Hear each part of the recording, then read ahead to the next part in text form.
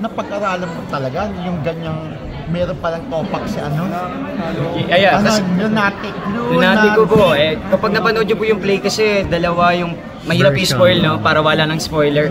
Panoorin nyo na lang na makita nyo po. Pero kasi yung pinagdaanan naman kasi ni Juan Luna, alam naman po natin na mentally challenged siya.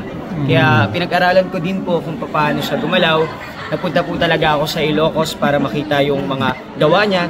Tapos nag-aral po talaga ako ng talagang inaral ko po yung buhay niya. Kaya alam ko po yung mga nagpunta po kami ni attorney dun sa bahay niya mismo.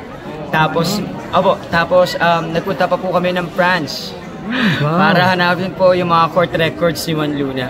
So talagang madami po talaga tong process. Kaya pati naman sa acting naman po, syempre, mahirap kasi yung magbaliw-baliwan. Alam na ng mga tao kung paano pagbaliw. Typical Sisa. So this time po, iniba naman natin. Medyo subtle at may level. So parang hindi nakakapagod panoorin. Hindi nakakaligay. Chanday, ano yung pinaka-challenging sa'yo para dito sa play na to? Kung mababasa niyo po yung post ko, pinaka-challenging po sa akin yung Lunatic ko.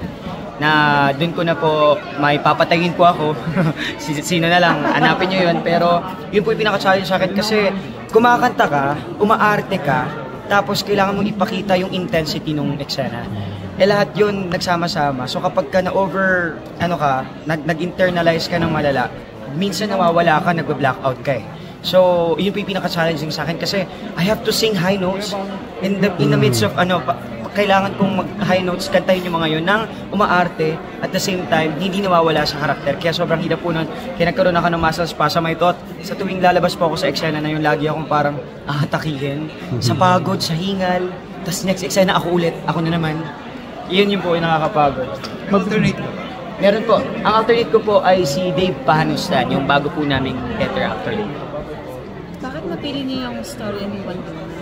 I guess kasi very timely po ang Juan Luna today kasi mental awareness. Alam naman natin yung mga kabataan, kailangan din nilang makapanood ng ganito. Classic yet, papakita pa rin ng advocacy natin to spread mental awareness sa mga tao. Yan po. Mabilis ka ba nakakawala doon sa role mo?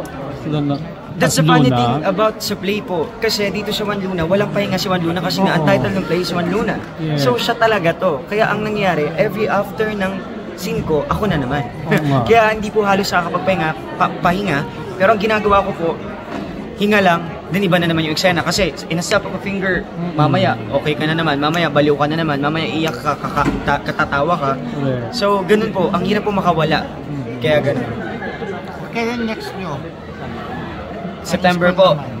Sa September po, halos nasa Caloocan na area po kami, South Caloocan. Nasa sports complex po kami para sa caravan po ng mga eskwelahan doon at mga tao po doon. Pampubliko at mga pampribadong eskwelahan po sa Caloocan Sports Complex. Every Saturday, Sunday po, nandun po kami. Yan, Janray, elaborate mo pa sa amin yung contract signing kanina nangyari. Yes, ang contract signing po is yung FCCP po, yun ay Friends for Cultural Center of the Philippines. Ano po yun? Parang yun po ang ng mga CCP ng outreach company ng parang ganun. So parang extension po siya ng group ng CCP na kung saan yung mga taong nandun po doon ay tumutulong sa mga organizations. So private yun? Yes, private po. Private individuals, okay. NGOs, na tumutulong sila sa mga taong nagtataguyod ng sining sa ating bansa. And napili po nila kami para i-endorse po kasi ang dati po nilang kasama at kasapi po noon si Dr. Nona Ricofort ay dating SHED Commissioner at binigyan po kami ng endorsement to endorse the SHED today na iikot po ito sa lahat ng mga state universities sa buong Pilipinas. Ano ang favorite song mo dahil? Expulyario. Kasi pinakita po yung tunay na kahulugan ng Expulyario. So, Ikaw na lang. Ako na lang. Ikaw na lang. Yes, ako na lang. Of course, that's a love song. At sobrang ganda nung kanta na yun. Ko na lang ang iyong pipiliin, paano sasabihin? Lunatic. Live po yan. Lunatic. Ano yung kanta yung Lunatic ng English?